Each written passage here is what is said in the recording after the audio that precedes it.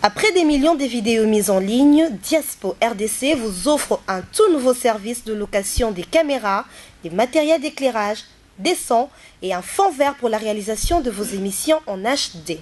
Mais aussi la couverture de vos mariages, la réalisation de vos séries télévisées, vos clips et toutes sortes des émissions et reportages. Vous aimez la qualité? Contactez Diaspo RDC au plus 243 81 40 47 978. Je répète, plus 243 81 40 47 978. Diaspo RDC, ensemble de communautés congolaises dispersées à travers le monde.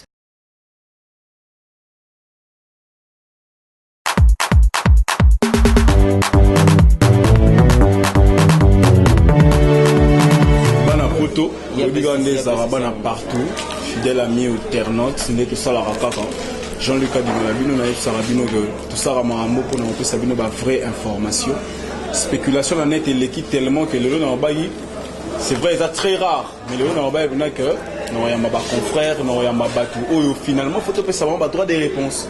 Parce que tu as comprendre ce qui est finalement caca la publication, il y a ma solo et solo. Et puis pourquoi ça la réellement? Tout ça, il faut s'exprimer. Dans cette émission, je vais recevoir pour vous Matika Somo. Vous voyez très bien, Matika Somo. Wapi.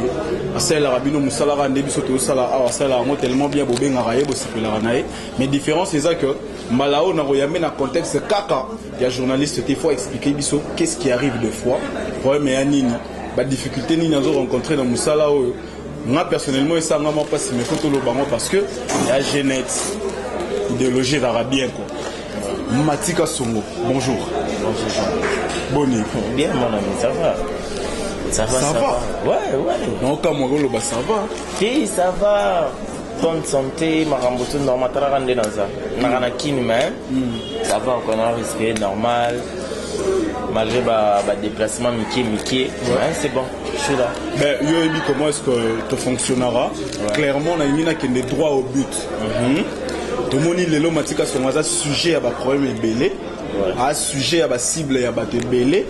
Et là, on a sur le taliga en net, émission Moroleka, il faut Matika Songo. Publication Moroboye, jusqu'au point que Yomoko, au comique au sale effort, au mité qu'on a aidé à Mabé pour au sale succès. En fait, on va expliquer Bisso, premier Nayo, Matika Songo, Yani. Jean-Luc, merci d'abord pour la question. En tout cas, posons la question moi bien. Comment balobara babambara libanga na nzeto mbumeza hotela comprendre ngande na bo na tela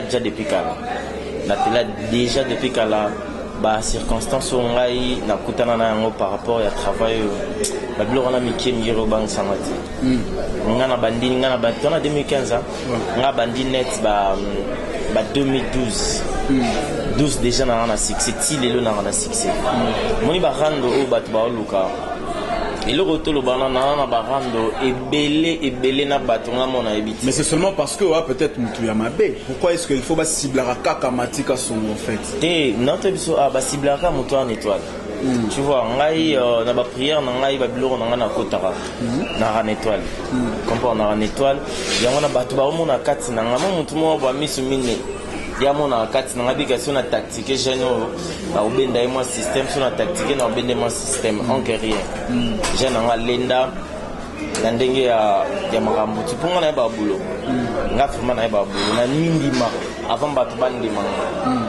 Mais est-ce que mon sona ndimi bongo yango komi mabe.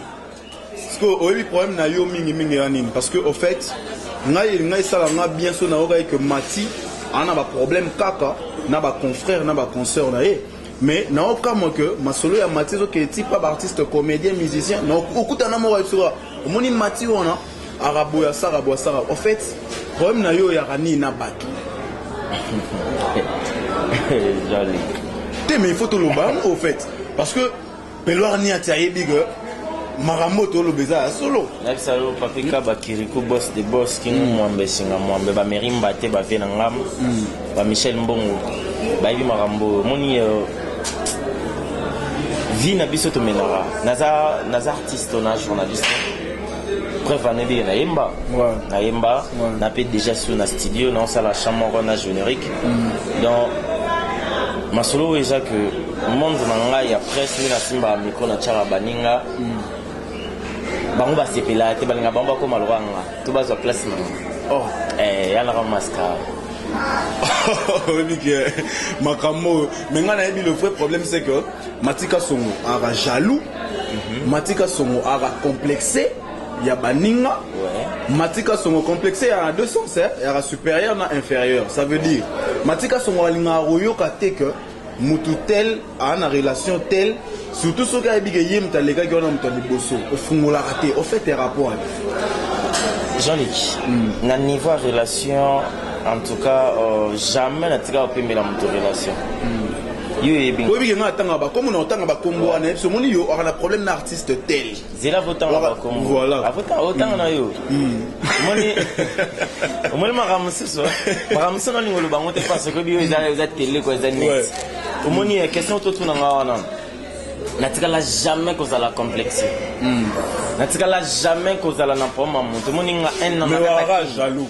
Jaloux on a ce que y a nani nakim déjà narashenga nakim narana deka comprendre nakini kako na autokenda Afrique du Sud na zongi nakini kako na okende ka nord wana un mois na ozonga donc na rosa la jamais complexer mon pays nakini oyo pardon nakini oyo na famille za Kombo nakini oyo na famille za Kombo oh oui je suis Matika Songo.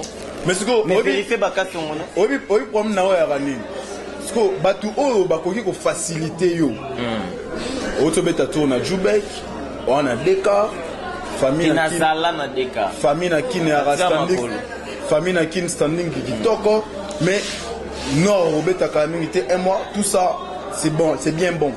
Mais pourquoi est-ce que batu o ba facilita kayo o ko kisabilo wana ngona olingate bazana batu mususu le roi mutu moko natanga kombo sol kombo ouais obi kena kuta na artiste moko singa pelo net a yebi masolo a singa obi omoni Matika Songo wana problème na ya alingaka te esika ya leka ki place ba benga na déjà bisoto legate or na problème na papi Kader tu vois Matika yo na papi Kader problème ya rani Asa artiste comédien, journaliste. Non, Kader c'est un pote. Prévané, tous qui n'est hier, à Osala Babilo au Mombo et il y a Bapi, je sais pas, tous qui n'est hier, c'est un pote. Et ça que murmure na ba mal, mama kamu so sa kuzu e binde zalara. O ya che conflit là, o yo kaki boso za na ba maîtrise to ko pété mbala moro. Donc le roi ngai, ils avaient marqué mon robot na Kader c'est un pote ngam na Kader na net. Ngam tunayi na Kader na munda zolinga te bonga yo isi ba yembeli biso omoni ki bonga yo eza ndenga mabete Fabregas meti noir wana mutu ngai eza le roi Fabregas tokenda na journaliste moi si ya ba net pekara tokipa Fabregas abenga ngai yande ni na parler na Mati la fille accompagnée ngai na Fredia Kimbe tokoma Fabregas apesi invitation ya nini ya concert na yo et rataka le même jour rataki samedi là après singo la fille aussi a demandé oh Fabregas et puis moi Fabregas c'est na chaki na programme te na ebite ngako na présenter fille n'est pas Fabregas na chaki na programme na eba ite zaika Mati et tout la fille a pété a commencé à Fabregas na kata parler na Fabregas c'était au monde na ba journaliste na kana Mati na Karim Mokonzi je suis c'est histoire que pour Fabregas a bibongo oh mais ngana Fabregas to bandi avant za Fabregas et là ça la batu pas ces années nayeba ninde wana na boya te nayeba ngana yeba na Jean-Luc bamba batu musu baluka pe ba simba tabo ba ko ba Ginette bazawana bana nani ba Aurelinda ya zawana vraiment na mutama boke mo boy président pardon comprendre yeah Nandenga faut Matika Songo encourager en étoile mais batu balingi te étoile nanga et cela veut dire que j'allais coller placement bonga la leki mais ça n'a pas le cas donc bagarre mon robot est froid envers ngai net ba comédien ba comédien yo tangika papi Kader maintenant ba comédien msu rendre le niveau des gars ba poto ba nga ba chelanga poison ouais na rupa yango bato basova ngai napelle kaka donc eza que babi des choses eboma mboka mwasi to mbongo Ils ont supporté à côté, toujours derrière Bassia Batou, toujours derrière Bamonga Batou, quoi la Batou. Matika sont finalement Jean-Luc. Ouais. Ce que dit Mamala, n'a évité les émissions, bien sûr. Bakata pété. Et là, Jean-Luc Nandenge ya mbongo ya vitesse ba journaliste ya net, na bien net. Nandenge vitesse mbongo moto ba oloba bimisi ko. Babi a chembongo mtaleki ngazati. Wa mana lobby. Lobby na ngaki bonga ite. Donc wana mana lobby nazara et puis nazara gentil na batutu. Lobby na ngina boîte. Na kutana na muntu mo bo ennemi kaka. A lancer ba champagne na ye volant akantenga na okima mais ya sombe mo menga sombe 3. Na sombi 3 bouteilles de champagne, bah photo ça dans téléphone. Na sombi 3 bouteilles à red. Et aquarium te. On va missi monsieur li amaraté kata. Ngaba yaka na ngba ochango ebimisa ba mine d'étoile ba fungola. Bon. Au chepo meli. Alors ça c'est c'est eza ba jaloux na ndenge na mibimeli mikolo po mikolo ezanga koboya na oti. Ouais. Mikolo ezanga yi. De matika sonde azo frappé net moi ba biso to comment ba genre d'émission oyo na sala rémission de lundi à dimanche de biso to comment même so vandi la semaine ma robeti débat au vandi donc de la nation Cléboa boss na ngai place aza aibi savoir faire na ngai de biso bata cléboa.com to lo ba trotte talaka na ngamo na ngai mogo nana gypsy matai nana petit Olga toi à trona Fredia Kimbe la poto tona ba papi game ba pichu mangaya ba misa musbana ba Maroc na ba Afrique du Sud sikoyo eloko sepelisa nga mingi biro subunga vraiment ndima charge quoi biro subunga ndima chargé pena personnel et calé quoi donc ça veut dire que tu auras na ba Ginette Mwaka voilà tu auras na ba Aurélie Ndaya tu auras na ba Nadine sikoyo eloko sala nga sous moi bien makasi vraiment bige petite sœur mondiale baati yena ebité na baptisé ndeni arape wana siko na rappel ba petite balugela Ginette problème ba et puis Marambo toloba honnête Marambo Mikolo na loba Jean-Luc Mikolo na ba problème trop Marambo na loba Mikolo ba patron na biso ba chaîne au sali site na mo internet au beni na kino zu petit mo bobo lukela nga petit mo de petit to na petit ko ba loba bien o che bangwana ba petit ba mo bebe sa boulot bon neso boulot na biso monde ya kine beba nde ya biso pe libande ko mo beba siko nga na tika ba bilo wana ti bon et beba te petit oye total yo critère to ba non na critère total yo to checker yo bani to 6 mois na yo 6 mois et biso 6 mois 6 mois na yo biso bunga sara moi biso bunga sara moi 15 jours ka yo mama a le peso que moi 300 euros ba patron na biso ba bien ouais ba patron na biso ba bien mais batika ko faciliter ba maramu choucheur c'est pas bien comprendre c'est pas bien mon biso na la Cléboa biso te za kate ko eka bo lobo bandi to nti na ti basé na ngwa basure. Alors comme vous savez c'est Matika Songo et puis bato ba ochanga na ba Facebook wana boze nga na loba Mikolo idéologie na loba ya si osiriki nini est-ce que comme osiriza telo ngene bimisi misi sa ola na ata moquette. Voilà, quand on est en tout ça, c'était juste, il faut ça appeler votre droit de réponse. Baloba, sur bisoté, le but que tu auras très exposé, mais ma vie privée peut la lara. Mon qui avant aussi ça.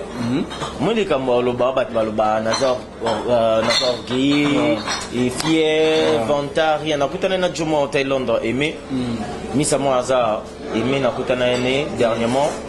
To vandi na yé nazali ko na bon marché nazali na ba parcours na bon marché ba beninga o to na banda ka quelque part place to vandia to vandi na yé boy on dit maté ka fa na ngabi ya ngati nazana na poto na mona raso na bengi téléphone aux trop bizo radio donc trop de problèmes boy charisme Nabité ya boulot on t'a moment na comme na TV wana na simbi micro wana ya boulot. Libanda na matika songo. Na kuna na zongi longa ba bébé. Donc ça veut dire que dans un normal le roi battu tout. Le roi battu tout maramoto té tout mon arro nabité ya abi monde na vandi bona pana yo. Na trouvé que t'as le roi ma bezate. Il m'a tchanga ba plan ba bago ba nini. Comprendre. C'est quoi concrètement le roi to comme vraiment la souka. Concrètement matika songo batu ba talo de partout batu ba lingaro ba ebio et puis lelo moi spécialité à pour l'équipe n'a pas Jean-Luc Kadima second souffle. Voilà. Et ça abisso bien. Oui, ça va moi 2 minutes mon robot et souka dernier mot. En fait, on a un problème, il faut se dévoiler. Voilà. Il faut en mode de la fin, ça va tout tourner. Ok, mot de la fin, déjà que moi je suis Matika Songo. Matika Songo Lungaba bébé, comme j'ai l'habitude de dire. En tout cas, mon tour nous soit un problème à Matika Songo. Ngai personnellement na ranakin na ebi ba problème telelo na royami kiliwana to zalazana ba nokonde zalaka to boire rabino bo sepela na biso mais bato bazo interpréter comme on na ninga mabe na esa ba batika ina ba journaliste o basala émission na banka ponanga da obanda loba olonga bananya mikolo na zelonga mikolo na zelonga batata etalika ngai na ba milé to lega to mona binoti Bobinga to binabi msaba message na nombo binga riande ni ya na luka numéro ba danseuse na luka numéro ngandi moleke ofinga mena kuzo zo binga ngozo senga ba numéro soza en cahier d'adresse te kindara ba concert to les cara pas ba pire petit ba musicien oso ba numéro bref na matika songo na pa mamutu te o nyosa mona ki na blessai na mabanga na ba parole na ngai na ba émission en tout cas je m'excuse na s'excuser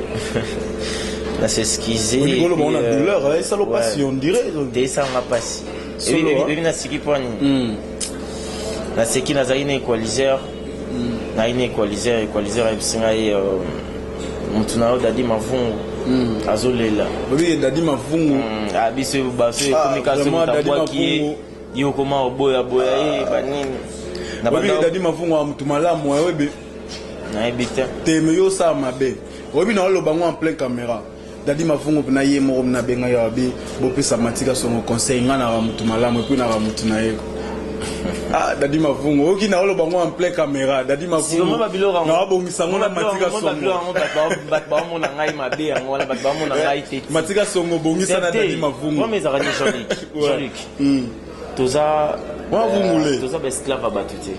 Nous on fait notre travail. Quand je fais mon travail, quand je fais mon travail, yo au solliciter ya ndeni. Ko bo resenga kombe. Netinga singa moto. Na obeta to na ngai. To na obeta ote au discuter na réduire to kiti to subi placement. Na bandana na obwa. Avoti na mbon. Na bandana na obwa. Au moins on rabo no boaki ba 10 émissions banga no ma abenga raté lo mo té no so la rasute beaucoup tana no na parler le boss lo na Skype no so la tsoba plan yebika biso ba kino no ba so exploiter biso siko ya ona lo baki Nicolo c'est na boaki o té c'est na bae dadi mavungu bandela o so la bien na mati ngai o so la nga bien Equalizer aibise equalizer ezalara sui ba plan na ngoya akoka tinda te mais ya batu muso mona tinda oye kanga magina agence désolé lobi boye Pito Mavungu Eric Mavungu donc bref Matika Songazana c'est mon boulot, c'est mon travail. Moi j'ai besoin de dédicace. Nga boire na route dédicace au félé. Nga bon na boire dédicace au félé. Na benga pété andeni na boire ki to landa etete na tikala benga te moto alobi na benga ipona ipseke na boire ki aloba. Nga na nega to salara devant nous ya maïs derrière nous ya loko. On a souka wala ne to salara ngoraka Matika Songo merci pour avoir accordé cette interview. Ça y est bana tout ya libanda. Tu émission émission ngana na mta ba blague. On a dit que na sala émission ndé na zandé na sala émission. Donc c'est blessé bino en tout cas pour une émission oyo. Bo skizenga na ngani loko te na moto ba zéro ni difra. Donc papa chéri ko toko akosa ki moto pamba nga foma désert, ni été, ni maï. Odo kutara na ba crevette, na ba scorpion, karambo. Merci beaucoup Mati. Attends mon quête quoi. Merci beaucoup Mati. Te a bora mabanga te anga mu na bora mabanga.